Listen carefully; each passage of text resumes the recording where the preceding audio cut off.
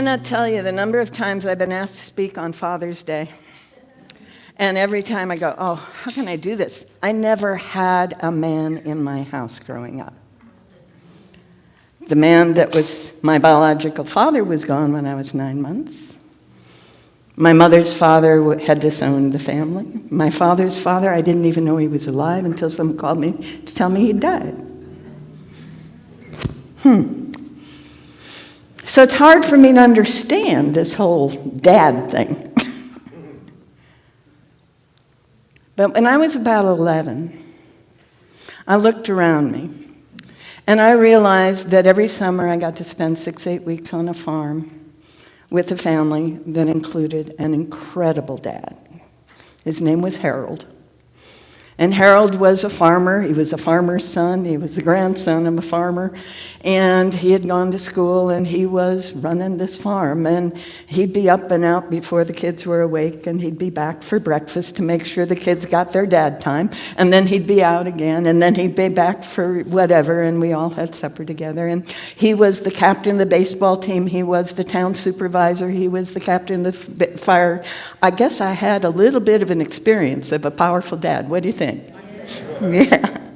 And then if I wasn't on the farm, Mom would send me off to stay with her brother, who was a medical doctor in California, and he ran his clinic, and he had 4 kids, and they had the house in the California suburbs, a whole different world from me, because in the regular year I was in the ghetto on the edge of the University of Chicago campus, and then on the farm in the summer, and then California suburbs, what's this, right? But my uncle, he rewired the house for sound. He taught me how to paint the garage when I was 7. And he taught me how to water ski and all that good stuff. So there was this other guy who was a really powerful dad kind of person in my world. And then I started looking around, and there was the science teacher who was hanging out with my mom sometimes. And when I needed to make salt, he took me into his science lab, his school lab, and showed me how to combine sodium hydroxide and hydrochloric acid and turned it into something that came out like NaCl. Who knew, right? and so along about 11, 12, I'm going, I may not have a dad, but I got a lot of father figures in my life, and I am very blessed.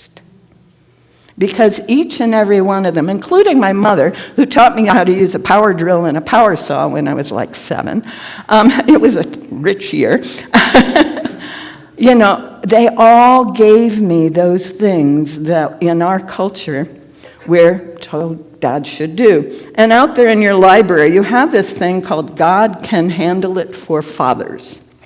And I'm looking at it, and then there's this other thing, father to son, life lessons on raising a boy, right? And I'm flipping through here, and I'm going, wow, someone did almost everything in here for me. Wow. Teach him nothing is free. Buy him a wallet, then tell him that whether it's empty or full is up to him. Realize that by the time he's 10, he'll be more adept on the computer than you are.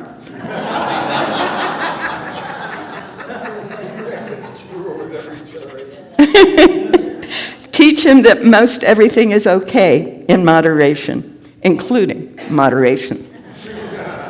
And it was so much fun prowling through this thing and realizing, well, I got that from the uncle, and that one from the cousin, and that one from the teacher, and that one from the whatever, and that one from my mom, bless her heart. You all heard about Mom last month.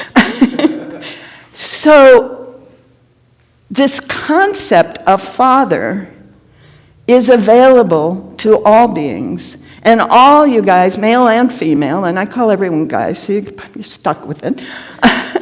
We all have the masculine and the feminine in us, and we all can operate from one or the other or integrate them both. And that's the joy of being fully alive. When Carl Jung laid it out, he said you have the animus, the masculine aspect, and you have the anima, the feminine receptive aspect. He said our job is to merge them, to become both. Now, those of you who have been in a marriage for a number of decades have learned that you've had to become both. It's a little harder when you're out there on your own, but then you realize, wait a minute, I have to become both. I have to be able to fix the flat or charge the battery, and I have to be willing to be up all night with the crying baby. Yeah? Yeah. We all are all of it. And in this culture that we grew up in, most of us have been aware of there's this thing out there called Christianity, and it's based on the life and teachings of a man that his number one disciple said, "This is a man affirmed by God." Have you ever heard anyone say that in Christian church? It's in the Acts of Apostles. It's a direct quote of Peter. This is a man affirmed by God. That's what he is saying immediately after Pentecost, which was last Sunday. Pentecost is the 50th day after, are you ready for this? The first Sunday after the first full moon, after the vernal equinox. Exactly. It's the 49th day after the full moon, after that particular one. So Pentecost is a Greek word. It means 50th, okay? 50th occasion, Pentecost. And on that day, in the Christian tradition, we hear that this is following the resurrection. That was Easter, right? And this is following the ascension, which happened 40 days after the resurrection, where in front of 500 people, this guy just turned into light. And we call him Jesus. And they called him the Christ. And then they're going, now what do we do? Where is he? He's our teacher. What are we going to do? He's the one who shows us how. How are we going to be able to? Can we function without this man? Well, Pentecost is also a Hebrew holiday. It's called Shavuot. And it's the giving of the law. It's celebrating the day that Moses came down off the mountain with the 10 Commandments, which are actually 10 promises. They say, if you acknowledge I am the one presence, because I am the one, I am all that is, and as you acknowledge that and honor that and feel that, the I am presence in you, through you, as you, and honor it, you will never covet anything, you'll never need anything, you'll never hurt anyone, you'll never do these things. It's 10 promises that Moses, who had grown up as an Egyptian prince, brought to help unite the Israeli people in unity with the infinite all that is. So Shavuot is the honoring of that. It's also the first harvest. It's the first time that you've got a little bit of fruit and veggies and good stuff from the gardens and from the fields. So these, anywhere there's the 12 that we know about, and then there's the 6 that each of them had, that's 72. And then there's the 300 some, because each of them had 5, right? And at least the 12 are gathered in one house. And they're celebrating this first harvest. They're celebrating the gift of this uniting thing that was called the law, Mosaic law, that was the honoring, the thing that allowed them to be free of the hypnosis of the bondage in Egypt. And they're having a marvelous but scary time because the guy that they thought they were following isn't there. And as they open their minds and hearts to the one that is all that is, this mighty sound fills the area. A huge wind sound fills the area. And there's this cloud of flames that come into the building, and there's a flame that settles on each one of the 12. And as the 12 say, wow, what's happening here, in whatever language they're saying it, which is Galilean, which is a version of Aramaic. Anyway, they're saying it, then the crowds that are coming to find out what that horrible sound is, that are outside, are hearing them in their own language. Their own language. So whether they were from Persia or from Egypt or from Rome or from one of the Libyan or Syrian or the other countries around there, the provinces all of the Roman Empire, they were all hearing, these guys were speaking Galilean, and it's laid out in the book of Acts that was what has happened in this story. So the Judeo-Christian moment is honored in that moment. We have the Judeo celebration of we are one people and we are free. And then when we have the Christian celebration of the Holy Spirit has come alive in us, for us, as us, and through us. And the whole book of Acts explains the rest of that. And the first thing that Peter says when he goes out to tell the crowds what's going on, in his Galilean accent, very thick accent, other people tell us, they hear in their own language, Jesus was a man whom God affirmed, and we follow. And in that event, 3,000 people said, we're following you. And they went and they were baptized. Why am I talking about that on Father's Day? Well, partly because it is so close to that event, the Pentecost celebration, but also because the person they were following, this man that we call Jesus, who never heard that word in his life. So if you hear someone saying, I have to do it in the name of Jesus Christ, well, then what name are you actually using? But that's another story. Anyway, this guy said, whenever he went into prayer, he started his prayer with Abba. Now, all of you who have been to Jerusalem, and I know a few of you have heard kids running down the street going, Abba, Abba, Abba. They're calling their daddy. And you know how as you grow up, daddy becomes dad? That's kind of what happens with that word Abba. Initially, it's this incredible loving connection with this superhero that we call our father, right? And then it's, oh, I'm a little bit afraid of him too because he can control me. He can do things to me. But oh, he's so wonderful and he teaches me such good things and he hugs me and he holds me and he tells me stories and I love him dearly, all right? That is the relationship that Jesus had with what in the Mosaic law was the infinite all that is saying, I am the only power and presence. Honor me. So the other thing that is recorded in the New Testament is that this man called Jesus, that we call Jesus, used to follow the word Abba with the Greek word pater, or it's also Latin, pater, which means, in Latin and Greek, father. Not daddy, not dad, but father. So, have you ever, I didn't get this experience, but I've seen other kids do it because I took care of kids for a long time. When you get that moment where suddenly it's not as loving and sweet as you would like, you go, Father, right?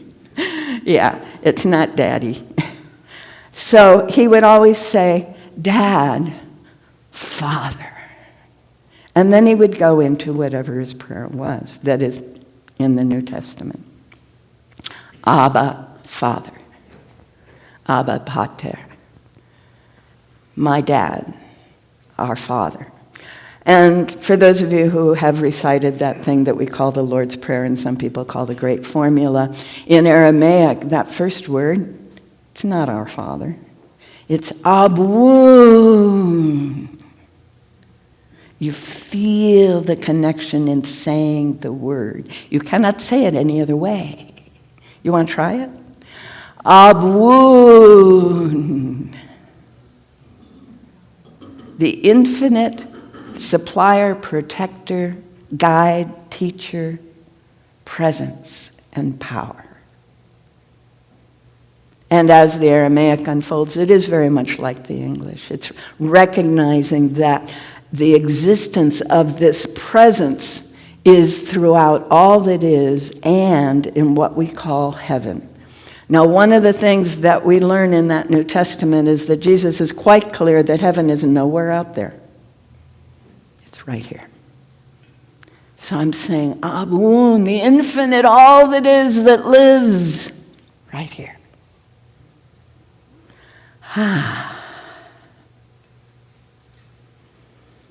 Yes?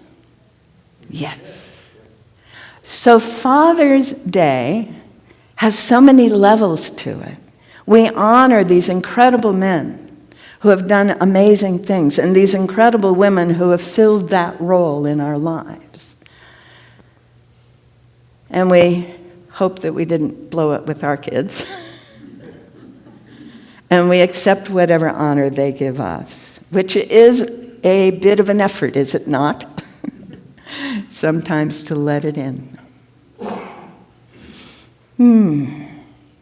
But we get to recognize this infinite presence that has been guiding and encouraging and supporting everybody who shows up doing the best they can. I thought William did a beautiful job with that last week, didn't he? Yeah, let's honor this man. Because that's all that is asked of us. To open our hearts to the people that depend on us, open our minds to the guidance that's available to us, and do the best we can in every moment. Every now and then, I'm in a motel room, or I'm in a motel breakfast room, and there's a TV on. And there's an ad that comes on the TV periodically to encourage people to become foster parents. Have you seen these ads? Yeah, and it's the little child's voice going, "Oh, today was such a great day. The car broke down, and Dad did this, and that happened, and this awful thing, this marvelous thing happened. This awful thing became this marvelous thing." And Dad's going, "Oh, I just blew it. I thought I'd planned this incredible thing." And the voice comes in and says, "You just have to care. You don't have to be perfect. Perfectly imperfect." Because what we feel in the presence of a loving Father is the love and the caring, the nurturing, the big grin. Yes. We don't have to be nearly as concerned as parenting people, whether we're playing the mother role or the father role, whether we've been perfect or not. My kids have grown up. They did have a stint with me as their single parent. I did teach them to drive, and I did give them an empty wallet and tell them it was up to them to fill it. And every now and then they'll talk about something that was rather painful in their growing up, and I go, "Oh, I'm so sorry." And they go, "Mom, don't take it on." I'm sharing that so you will learn that also. Everyone is going to have their own version of their own growing up experience, and we're going to show up and do the best we can in whatever role we're in. That's all we can do. But the best we can do is allowing the love to flow through and allowing the guidance to show us the way.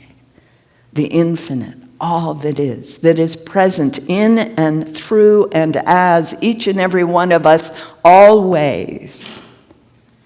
We just need to stop and breathe and wake up to it. Yes? Yes.